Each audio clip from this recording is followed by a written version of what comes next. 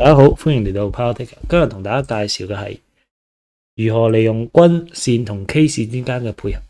首先咧，我哋會用到 EMA 20嘅均線，用嘅係20。均線之上，如果股價突破均線咧，就喺均線之上咧，其實會托住股價上行。所以咧，均線俾到嘅係一個支持嘅一個應用。如果跌穿咗咧，佢就會下行。咁我哋推咗兩個案例。當 K 線企喺均線之上，股價嘅上行嘅力度咧都係比較大嘅，所以咧我哋可以借用均線咧嚟到做一個分析。MA20 會成為一個多空分水嶺。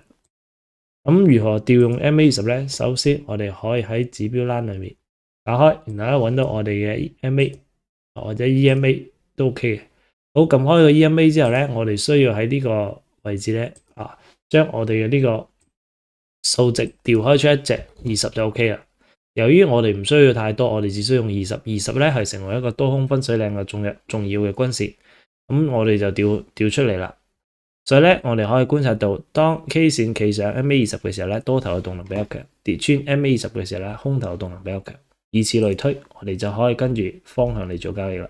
記得訂閱加點讚，即可用專屬鏈接享受額外的迎新優享。